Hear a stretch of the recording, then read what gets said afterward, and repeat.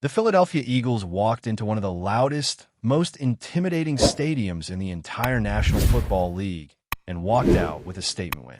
On this crisp October afternoon, the Birds put an end to a frustrating two-game skid by doing what great teams do, responding when the pressure is highest. And they did it behind the type of performance that silences doubts, sparks belief, and reminds everyone exactly why this team is considered one of the NFL's top contenders. Jalen Hurts, who had been under intense scrutiny over the last few weeks, didn't just bounce back. He put on an absolute clinic against one of the best defenses in football. Final score, Eagles 28, Vikings 22. And for everyone in Philly, this one just feels different. Coming into the game, there were more questions than answers about this Eagles offense. A unit that looked disjointed, lacked rhythm, and couldn't consistently move the football. Jalen Hurts himself had admitted he wasn't playing up to standard.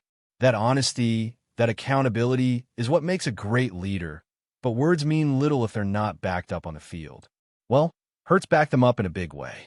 In a hostile environment, on the road, against a defense coached by one of the most respected minds in the game in Brian Flores, Hurts was surgical. This wasn't just a bounce-back performance. It was a statement. 19 completions on 23 attempts, 326 yards, 3 touchdowns, no interceptions, and a perfect quarterback rating of 158.3. That's not just efficient, that's elite. And he did it with poise, precision, and ice in his veins. It was Hurts at his absolute best, reminding everyone why he's considered one of the premier quarterbacks in the league. And he wasn't alone. A.J. Brown and Devonta Smith, the dynamic duo on the outside, finally clicked at the same time in a way we hadn't seen all season. The chemistry between Hurts and his top targets was undeniable. Smitty went off for 183 yards on 9 catches, including a jaw-dropping 79-yard touchdown that was pure poetry in motion. Brown? Just your casual 4-catch, 121-yard, 2-touchdown day. But it wasn't just the stats. It was how those plays happened. Hurts extended plays, kept his eyes downfield, and delivered dimes under pressure. That opening drive? Masterclass. Nearly half the quarter gone, methodically marching down the field. And then Hurts hits A.J. Brown in stride for a 37-yard strike. That drive set the tone. That was the Eagles saying, "We're not the team you saw last week." Later in the game, with the Vikings clinging to hope, the Eagles could have played it safe. Run the ball, milk the clock, punt it back. But instead, they put their foot on the gas. Third down. Pressure coming. Hurts drops back and fires a laser down the seam to A.J. Brown, one-on-one with a corner who'd been playing well all season. Brown beats him with a nasty double move, and Hurts puts it on a rope. That's not just aggressive. That's belief. That's coaching staff and quarterbacks saying, "We're here to win, not survive." This is what we've been waiting for from the Eagles offense. The talent has always been there. The flashes, the big play potential, it's never been in doubt. But it's about consistency. It's about execution. And in this game, we finally saw what this group is capable of when everything clicks. That stretch in the first half where they stalled a bit? Sure, that's still something to clean up. There were a few 3-and-outs, and at one point, they started 0 for 6 on third downs. But when it mattered most, in the critical moments with the game on the line, the Eagles converted. They answered. And that's what separates good teams from great ones. And look, you can't talk about this game without tipping your cap to the defense. Was it perfect? No. Did they give up some yards? Sure. But they were nails in the red zone. 1 of 5. That's what they held the Vikings to inside the 20. That's the game right there. The difference between touchdowns and field goals is massive in the NFL, and the Birds held Minnesota to just 1 touchdown on 5 trips. Well, Reichard had to kick 5 field goals. You hold a team like that out of the end zone, you give your offense the room it needs to operate. Carson Wentz, the storyline everyone was watching, looked exactly like the player we've come to expect over the last few years. Erratic, unpredictable, and when the pressure ramped up, he cracked. That pick 6 by J.R. Brown was textbook. Great disguise by the defense. Wentz never saw him, and boom, 6 the other way. Add in the other interception by Andrew Mukuba, which was basically a glorified punt, and you have the Eagles winning the turnover battle 2-0. Clean football. No giveaways. That alone was a massive improvement over what we saw against the Giants, where sloppy play doomed them. Jalen Carter reminded everyone why he's one of the most feared young defenders in the game. His hit on Wentz was devastating, one of those plays that swings momentum. Josh Uche got home with a sack in a key moment. Moro Ojomo also chipped in with a sack that forced yet another field goal. And how about the creativity from Vic Fangio? Using Jair Campbell off the edge, mixing up the looks, blitzing from different spots. This defense might not be elite in every area, but they're tough. They're opportunistic. And when it's time to bow up, they do. Special teams? Xavier Gipson finally brought some juice to the return game. It wasn't anything flashy, but it was competent. It gave the Eagles better field position than we've seen all year, which is a massive factor that often goes overlooked. And that opening drive, 12 plays, 75 yards, 2 for 2 on fourth downs. That drive was a tone setter. It wasn't just about points. It was about attitude. It was about saying, we're not backing down. After looking soft against the Giants, that aggressive mindset was exactly what this team needed. The coaching adjustments also deserve a shout-out. Kevin Patullo put Jalen Hurts under center more, which allowed the offense to mix and play action, vary the looks, and keep the defense honest. That subtle change made a big difference. Hurts is clearly more comfortable in that setup. He can see the defense, process information post-snap more clearly, and operate with rhythm. Those 5- and 7-step drops? Clean, confident, controlled. This was as in sync as we've seen Hurts with his offensive coordinator all season. Now, no, this wasn't a perfect game. There's still things to clean up. The offensive line needs to do a better job in pass protection. Saquon Barkley, while still dangerous, hasn't quite found his groove, and part of that falls on the blocking up front. But the threat of him in the backfield still impacts how defenses play, and if the passing game continues to click like this, lanes will start to open up for the ground game too. And defensively, yeah, the Eagles have issues against the run. This was actually the first game all season where they didn't give up over 100 yards on the ground. That's progress. But they're still vulnerable at times, and the pass rush, as good as it was in spots, needs to find more consistency. Still, when your stars show up in big moments, it makes everything look better. And that's exactly what happened. So now the Eagles sit at 5 wins and 2 losses, with every single one of those victories coming against tough, high-level competition. In this game, this win could be the turning point. This could be the spark that gets everything rolling. With the Giants up next, a team that embarrassed the Eagles not long ago, you better believe there's some revenge on the mind.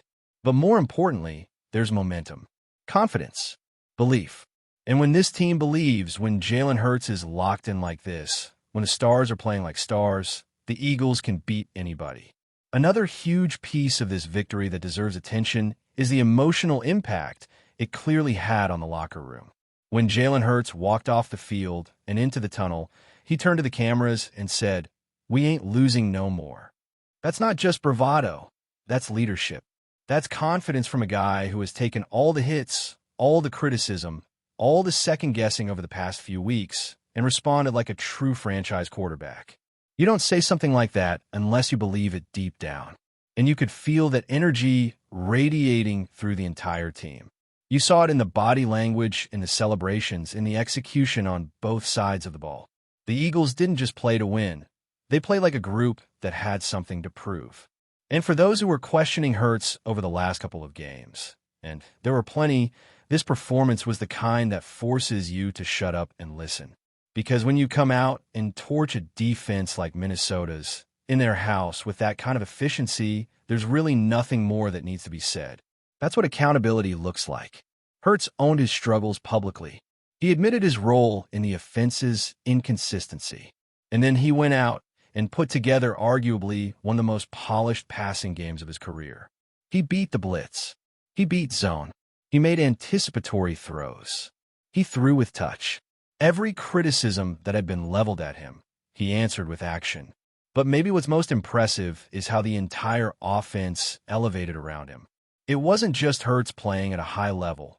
It was the execution of the offensive line holding up just enough when it counted, even if they weren't perfect. It was A.J. Brown making defenders look foolish. It was Devonta Smith creating separation with effortless grace. It was Kevin Patullo finally getting into a rhythm as a play caller and dialing up the right mix of aggression and discipline. And it was Saquon Barkley, even without lighting up the stat sheet, doing the little things, drawing defensive attention, staying into block, giving the Eagles that added layer of unpredictability in their formations. One thing that cannot be ignored is the shift in offensive philosophy. Putting Hurts under center was a game changer. It created cleaner dropbacks, allowed for more convincing play-action fakes, and gave the receivers time to get deeper into their routes. And when you have deep threats like Smith and Brown, that makes all the difference. You could tell this was a wrinkle that the coaching staff had been working on during the mini-bye week. It's not just about the mechanics. It's about how it forces defenses to think. And when defenses have to hesitate, even for a split second, that's when explosive plays happen. Let's not forget that this game came after one of the most disappointing offensive outings of the year. The loss to the Giants, where everything looked off, timing, communication, effort, had left a sour taste. The Eagles got pushed around, looked uninspired, and were simply outplayed. So this one wasn't just about getting back in the win column. It was about redemption. It was about reestablishing identity. And the way they came out firing on that first drive, converting fourth downs, staying aggressive, and scoring early, you could feel the urgency. This team wasn't going to let another opportunity slip away. On the defensive side, there were plenty of moments that will get lost behind the offensive fireworks, but they were just as crucial to the outcome. Jair Hunt's pick six completely flipped the tone of the game. That was a perfectly disguised coverage, and Hunt, a college safety turned hybrid defender, read once like a book. It was instinctive, it was smooth, and it showed that this Eagles defense is still capable of creating chaos when it needs to. Add that to Jalen Carter's explosive play on the same snap, obliterating wins just as the ball was released, and you have a snapshot of what this unit can be when everyone's firing. And it wasn't just the stars.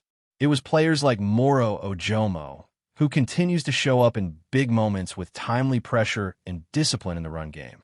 Josh Uche, stepping up with a clutch sack when the Vikings were threatening. The rotation of edge rushers, the disguised looks, the sudden blitzes, it all felt like a defense that was finally playing with an edge again. The red zone efficiency was another standout.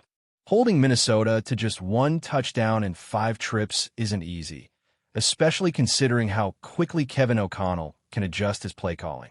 But the Eagles' defense didn't flinch. They tightened up when it mattered most. They forced field goals. And in today's NFL, that's often the difference between a win and a loss. Special teams also quietly improved. Xavier Gipson in the return game brought a spark that's been missing all year. He looked confident, decisive, and gave the Eagles decent starting field position, something they've been sorely lacking. And while he didn't break a big one, just avoiding negative plays and setting up the offense with manageable fields is a win in itself. That's one of those under-the-radar areas that can completely swing momentum if handled well. And finally, it seems like the Eagles might have found a solution. Before we continue, don't forget to subscribe to our channel and give this video a like. Your support helps us keep delivering the latest updates on our Philadelphia Eagles. And don't be shy. Share your thoughts on the news in the comments below. Philadelphia is buzzing with whispers that could shake the NFC East to its core. Word around the league is that the Eagles are making a bold move to secure one of the most promising young offensive linemen in recent memory, Christian DARRISAW. Sources close to the team suggest that negotiations are heating up, and while nothing has been officially confirmed, the excitement in Philly is palpable. DARRISAW, known for his imposing size, athleticism, and relentless work ethic, has long been on the radar of top NFL franchises. His ability to protect the quarterback while opening lanes for the running game makes him an ideal fit for a team looking to dominate in the trenches. Eagles fans have been dreaming of a move like this for months, and insiders hint that management is determined to make it happen before the offseason frenzy truly takes over. The buzz doesn't stop at DARRISAW's talent. Rumor has it that his arrival could signal a larger shakeup in the Eagles' roster strategy, with potential ripple effects on draft picks and free agent signings. Coaches and front office executives are reportedly impressed, not only by his on-field capabilities, but also by his leadership in the locker room, making him a candidate to become a cornerstone of Philly's next-generation offensive line. While fans and pundits speculate on the exact terms of the deal, one thing is clear. If the Eagles pull this off, it could mark one of the most significant acquisitions in recent team history. Conversations in sports bars, online forums, and social media are dominated by a single question. Is Christian DARRISAW the missing piece that will elevate the Eagles to championship contention? The coming weeks promise to be thrilling for the city of Philadelphia. Whether this rumor materializes into a blockbuster signing or remains just that, a tantalizing what-if, the excitement surrounding DARRISAW's potential move to the Eagles is impossible to ignore. Keep your eyes on the news, because if this deal goes through, the Eagles may have just rewritten the playbook for how teams build dominance from the line of scrimmage outward. That's it for this update. If you enjoyed the video and want to stay updated with exclusive news about our Philadelphia Eagles, be sure to subscribe to our channel and hit that like button. We can't wait to hear your thoughts in the comments. See you in the next video.